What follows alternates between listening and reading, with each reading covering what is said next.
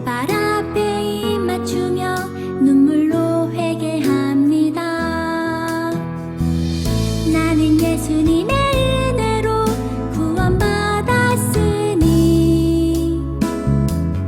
나의 삶은 온전히 주님의 것입니다.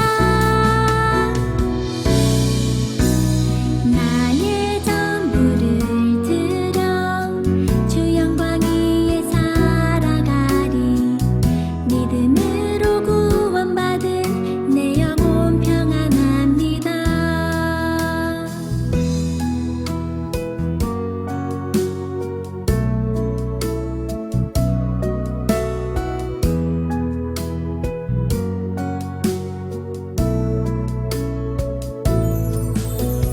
값비싼 향유가 주님 발 앞에 깨뜨리고 그 발 앞에 입 맞추며 눈물로 회개합니다. 나는 예수님의 은혜로 구원받았으니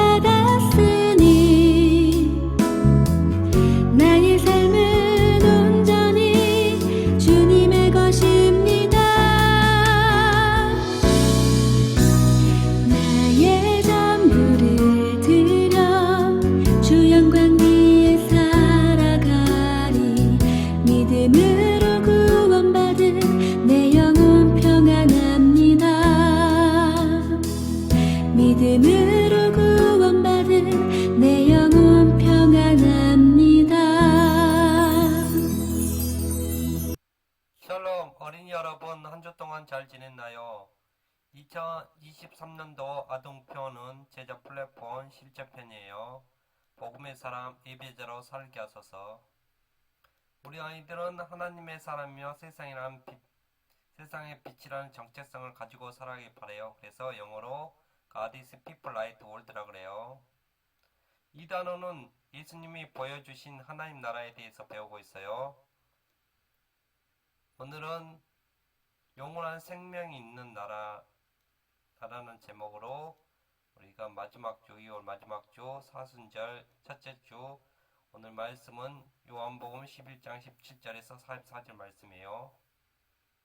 성경은 66권이에요. 구약은 39권, 신약은 27권이에요. 신약 성경을 개강할 때 첫 번째로 복음서 4권이에요. 약자로 마망누역, 그 다음에 두 번째로 역사서 1권이에요. 행이에요. 그 다음에 서신서가 21권 있어요. 바울 서신이 13권. 바울 서신 중에서 일반 서신이 농고전후, 갈살전후 6권, 그 다음에 옥중 서신 4권 있어요. 햇빌 골몰, 그 다음에 목회 서신 있어요. 딤전후 딥, 그 다음에 공동 서신 8권 있어요. 희약 백전후 요 1, 2, 3, 6. 마지막으로 북시록, 요한계시록 1권으로 구분되었어요. 사순절 영상 보겠습니다. 사순절? 사순절이 뭐지? 아! 알겠다! 응? 사탕이랑 순대를 많이 먹는 날이구나. 그럴 리가 있겠냐? 뭐? 그럼 넌 알아? 사순절이 뭐 하는 날인지? 그건... 얘들아 싸우지 마. 내가 알려줄게. 사순절은 예수님께서 십자가에 못 박혀 돌아가시고 나서 3일 뒤에 다시 살아나시게 되는데, 부활하시기 전에 이 40일 동안을 바로 사순절 기간이라고 해. 그렇구나. 근데 예수님께서는 왜 십자가에 달려 돌아가신 거야? 그건 예수님께서 너희들을 너무너무 사랑하셨기 때문이야. 원래 모든 사람들은 죄를 가지고 있었기 때문에 고통받으며 죽을 수밖에 없었어. 그런데 예수님께서 우리를 살리시려고 우리들의 죄를 대신해서 십자가에 못 박혀 돌아가셨어. 그래서 우리는 죄에서 해방되고 구원을 받게 된 거야. 우리를 살리시려고 죽음을 선택하시다니. 예수님도 돌아가실 때 너무 힘들고 아프셨을 텐데. 예수님께서는 돌아가시기 전에 이미 스스로 십자가에서 돌아가신다는 걸 알고 계셨어. 하지만 고난의 길을 가시면서도 끝까지 다른 사람들을 위해 헌신하시고 사랑하셨지. 그러니까 예수님 덕분에 살게 된 우리들은 이 사순절 동안 예수님께 감사하고 예수님께서 겪으신 고난을 기억하며 지내야겠지? 과거의 교인들은 사순절이 시작되는 첫 번째 날에 이마에 잿가루로 점이나 십자가를 그리고 예수님의 고난을 기억하며 하루를 보냈대. 사순절의 첫 번째 날은 꼭 수요일이라는 점과 여기서 나온 잿가루가 합쳐져 사순절의 첫날을 제수요일이라고 부른단다. 이마에 제로 십자가를 그리다니 과거의 사람들은 사순절을 그렇게 보냈구나. 믿음아! 오빠! 어디가? 오빠, 믿음아, 왜 그래? 괜찮아? 난 사순절이 그런 날인 줄도 모르고 장난만 쳤는데 예수님께 너무 죄송하다. 이제부터는 나도 예수님의 고난을 기억할 거야. 믿음아, 그건 군고구마잖아. 아유. 엉뚱하긴 하지만 사순절을 의미 깊게 보내려는 마음이 정말 예쁜데? 난 예수님의 고난을 생각하며 오늘 저녁을 먹지 않을 거야. 나도 사순절 동안은 게임도 안 하고 동생 소망이랑도 안 싸울 거야. 좋은 생각이야. 그리고 매일매일 예수님께 감사 기도를 드리는 것도 좋을 것 같아. 지금부터 같이 기도해 볼까? 오늘 설교 제목은 부활이요 생명이신 예수님을 믿으라는 제목으로 하나님 말씀 전하겠습니다. 오늘 말씀 요한복음 11장 25절에서 26절 말씀이에요. 다 함께 읽겠습니다. 예수께서 이르시되 나는 부활이요 생명이니 나를 믿는 자는 죽어도 살겠고 무릇 살아서 나를 믿는 자는 영원히 죽지 아니하리니 이것을 내가 믿느냐. 요한복음 11장 25절에서 26절 말씀. 아멘.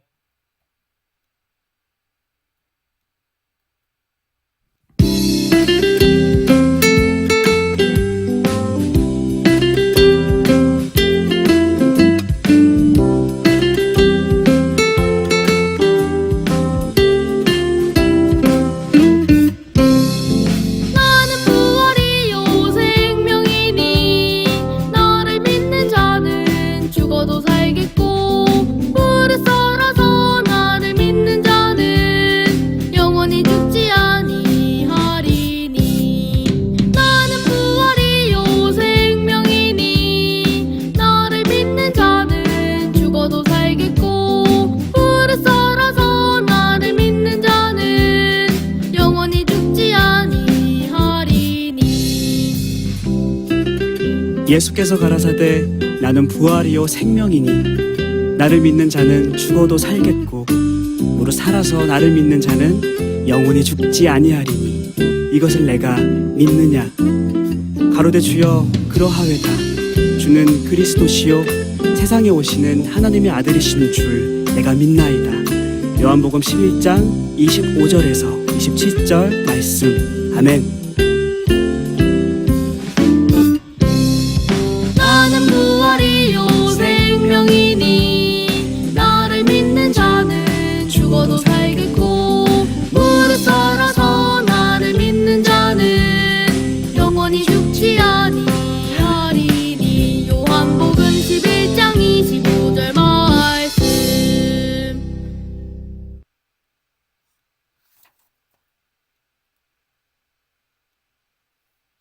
여러분, 랜선 여행이 무엇인지 아나요? 랜선 여행은 인터넷 망을 뜻하는 랜선과 여행이 합쳐진 말로 여행지로 직접 가지 않고 온라인에서 간접적으로 여행한다는 뜻이에요. 오늘 여러분은 저와 함께 랜선 여행을 떠날 거예요. 여행의 주제는 바로 영원한 생명이에요. 예수님을 믿는 사람들에게는 영원한 생명이 있음을 알려주신 그 길을 따라 우리도 함께 떠나봐요. 모두 준비되었나요? 그럼 출발해요. 이것은 세계 지도예요. 지금 이쪽은 이스라엘 성경의 땅 이스라엘이에요. 그리고 대한민국 우리나라 땅이에요. 오늘 성경 나오는 베다니 지역이 이스라엘인 지도예요. 이스라엘 지도고 요르단이고 베다니 지역이에요. 요단강 있고 갈릴리 바다 호수, 요단강 그리고 사해 바다가 밑에 있어요. 오늘 베다니는 두 군데가 있어요. 예수님이 세레터에 있는 베다니 있고 나사로가 죽었던 곳이 베다니에요. 여리고에서 베다니까지 35km 걸려요. 베다니 지역과 베다니 마을이 약 이틀 거리에요. 베다니로 가던 중 나사로는 죽었어요. 이스라엘 국기예요. 요르단 국기예요. 세례 요한 기념교회예요.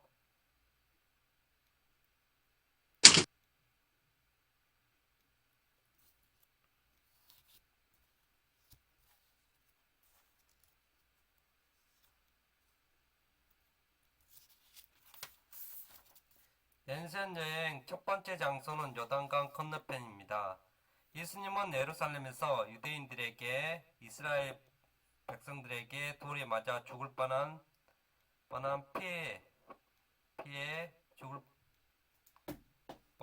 피해서 이곳으로 오셔서 머물고 계셨답니다. 그런데 어느 날 한 사람이 헐레벌떡 급하게 예수님을 찾아와서는 예수님이 사랑하시는 나사로가 병들었어라고 말했어요. 예수님은 이야기를 들으시고는 이 병은 죽을 병이 아니라 하나님의 영광을 위한 것이라고 말씀하셨어요. 그리고 나서 예수님은 하루 이틀 이곳에서 더 지내셨답니다. 예수님은 이 자리에서 말씀을 하시기만 해도 얼마든지 병을 고칠 수 있는 분이에요. 하지만 예수님은 아무것도 하지 않으셨어요. 이틀을 더 못 모신 후 예수님은 제자들에게 다시 유대로 가자고 말씀하셨어요. 우리 친구 나사로가 잠들었도다. 그러나 내가 깨우러 가노라. 예수님과 제자들은 나사로가 잠들어 있는 베다니로 떠나게 되었답니다.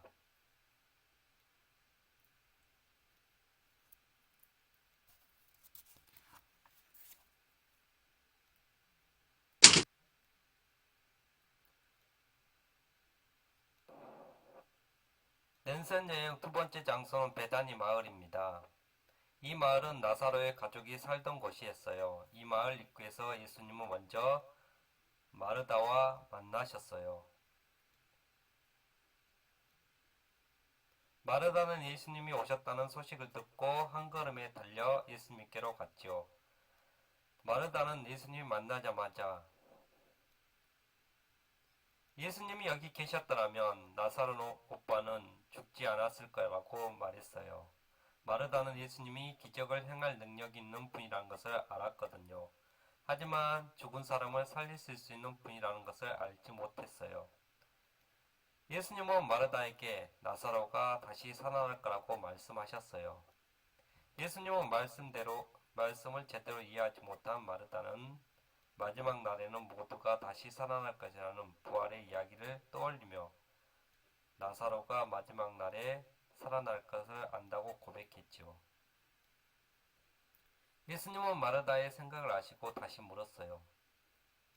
나는 부활이요 생명이다. 나를 믿는 자는 영원히 죽지 아니할 것이다. 이것을 내가 믿느냐?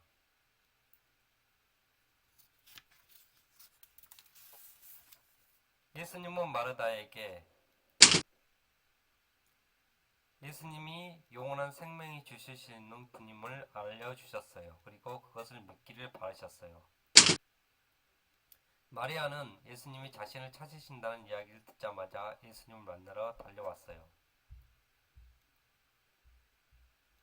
달려나가는 마리아를 보며 다른 사람들도 같이 마을 입구로 오게 되었지요. 마리아는 예수님에게 가서 인사를 드리고 예수님 발 앞에 엎드려 울며 말했어요. 예수님, 여기 계셨다면 나사로 오빠는 죽지 않았을 거예요. 자신의 발 앞에 엉엉 우는 마리아를 보시고 예수님도 슬퍼하며 눈물을 흘리셨어요. 사랑하는 친구 나사로의 죽음은 예수님에게도 슬픈 일이었으니까요. 그러나 예수님은 슬퍼하고만 계시지 않았어요. 나사로가 묻혀있는 무덤으로 자리를 옮기셨죠.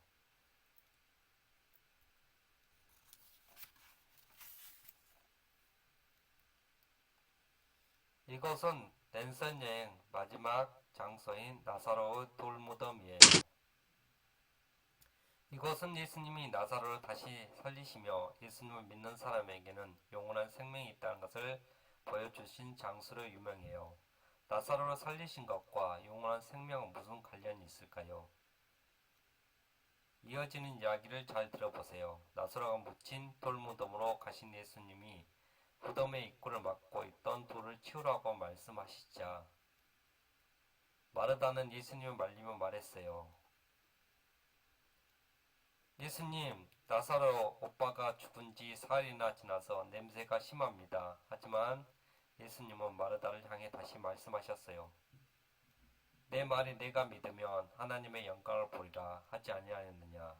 마르다는 예수님의 말씀을 듣고 사람들과 함께 무덤을 막고 있는 돌을 옮겼어요.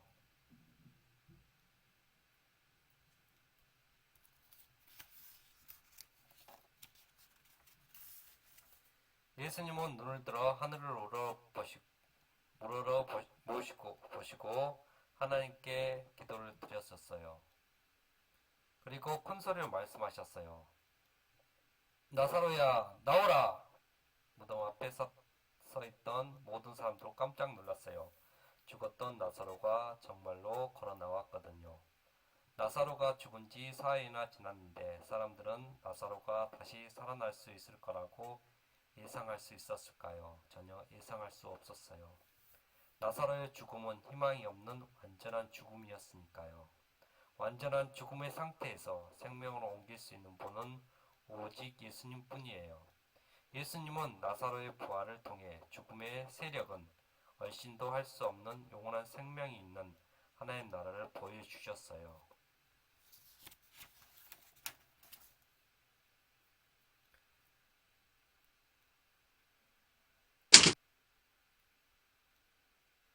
여러분, 오늘 랜선 여행을 어땠나요? 즐거웠나요? 오늘 여행은 바로 예수님의 부활이요 생명이라는 것을 깨닫게 하기 위한 것이었어요.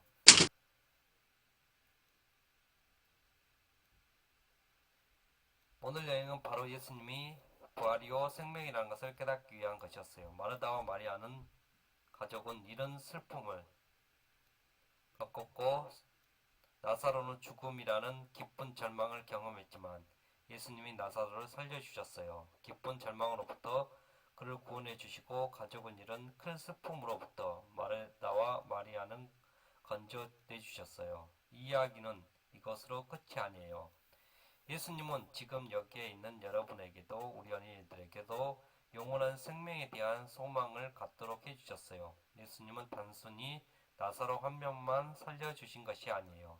예수님은 이 사건을 보여주시면서 예수님과 함께하는 하나님 나라는 슬픔도 죽음도 없고 영원한 생명이 있다는 것을 우리에게 알려주셨어요. 그리고 그것은 우리의 죄를 위해 죽으시고 다시 살아나신 예수님으로부터 시작되는 희망이자 소망이랍니다.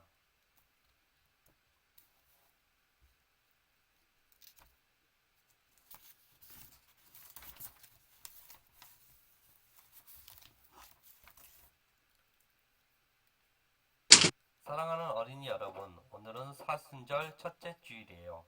사순절은 우리를 구원하시기 위해 고난을 겪으신 예수님을 기억하는 기간이죠. 하지만 우리가 사순절 동안 슬픔에만 젖어 있지 않는 것은 예수님이 죽음을 이기시고 부활하셨기 때문이에요. 그리고 우리를 죄에서 구원하시고